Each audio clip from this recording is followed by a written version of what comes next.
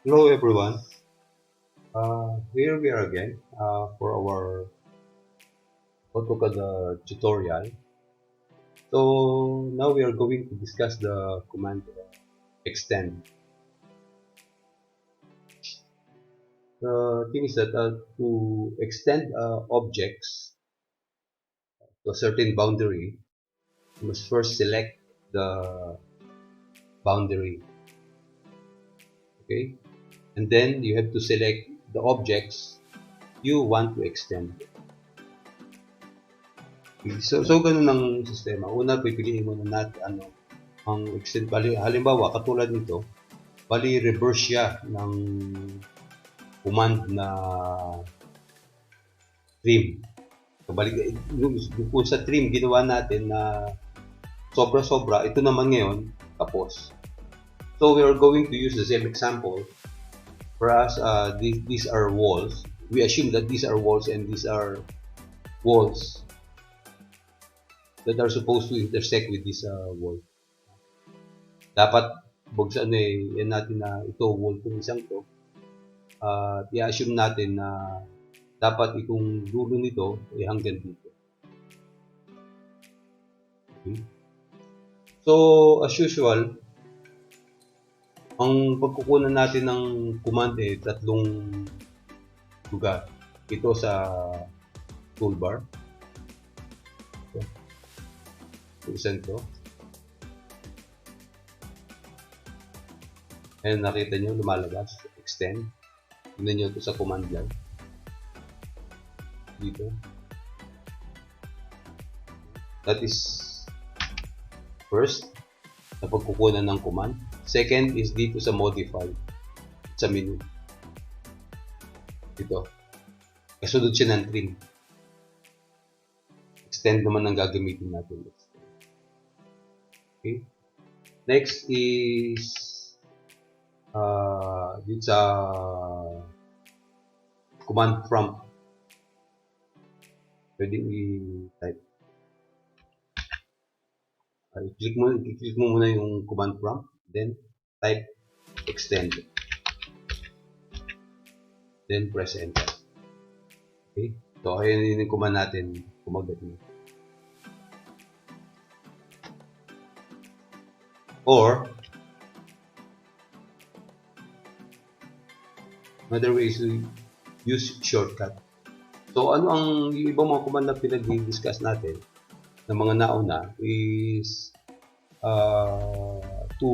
single letter lang yung shortcut niya. This time, ang shortcut niya is 2 letters, which is ET. Tingnan sa command from the type to ET. Gawin natin i-caps lock natin para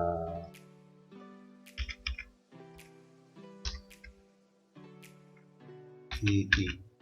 So, then press enter. Ayun, makikita nyo lumabas extend. Okay, ngayon pagka na-execute mo na yung command na extend, is tatanungin niya, piliin mo yung boundary. Sabi niya gawin. So, ito, gagawin natin dito.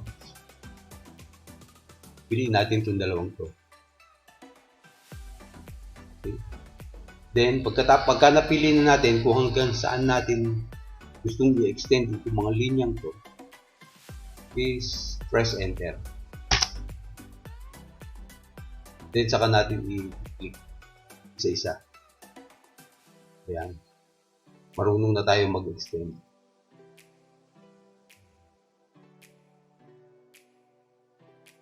Okay. Pagkatapos ito sobrang to, gagamitin nyo naman yung command na trim or fillet. Okay? So anyhow, hindi natin ganong i-discuss yung trim saka fillet. So balik tayo, i-undo natin. Ngayon, pwede rin na mag-select ng boundary. So, type natin ET ulit. Press enter. Tapos natin to. At pwede nating, pagka yung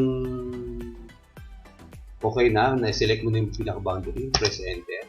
Pagkatapos, ito ngayon natin, gusto natin itong i-extend dito sa line na to.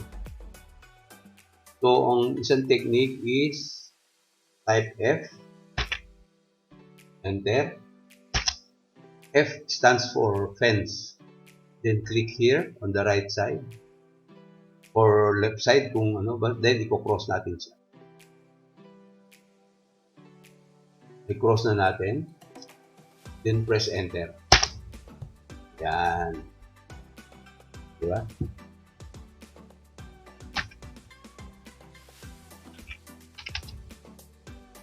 So, undo natin ulit. Okay. Meron pang isang technique. So, second technique yun, no? Next is ET ulit. Press enter. Then select all. Cross natin siya lahat. Enter. At saka natin i-cross din itong i-extend natin. Oh, di ba? Magic. So, ganun lang yun. Ganun lang, ano. Maraming, kaya katulad ko lagi sinasabi ko, yung kombinasyon ng commands, yung pag-execute, yung kung paano mo i-execute yung commands, is depende kung yung sa personal preference mo, kung saan mas gamay ka, kung saan mas komportable ka. So, along the way, as you study AutoCAD, slowly, you will develop your own combinations of sets of commands and actions. Okay? So walang pwedeng magsabi na dapat ganito muna, dapat ganito. Kasi sa AutoCAD, hindi lang basta isang command ang gagamitin mo. Kombinasyon lahat ng tinuturo kong mga steps is ikukombinasyon mo. Depende kung saan ka mas nadalian. Kung mas nadalian ka sa pull down menu, dito sa taas, or kung mas nadalian ka sa icon, or kung mas nadalian ka sa keyboard. Pero just the same, I still encourage you to use keyboard. Kasi milliseconds lang ang kilusan dapat. Tak. Kung makakita kayo ng mga magagaling talaga mag-AutoCAD, ang ginagawa is, tawag dito, kung maririnig nyo parang gumagamit ng typewriter. Tak, gumagano. Ngayon, pagka yung kasi ibig sabihin nun, yun mismo yung kilos niya. Pagka yung sa icon dito, maririnig mo, tak, mabagal. So, yung pagka sinabi magaling na AutoCAD operator is mabilis. Of course, at the same time, dapat accurate, dapat tama. Dapat tama. Saka isang ito personal tips pagka yung gagamit kayo ng AutoCAD.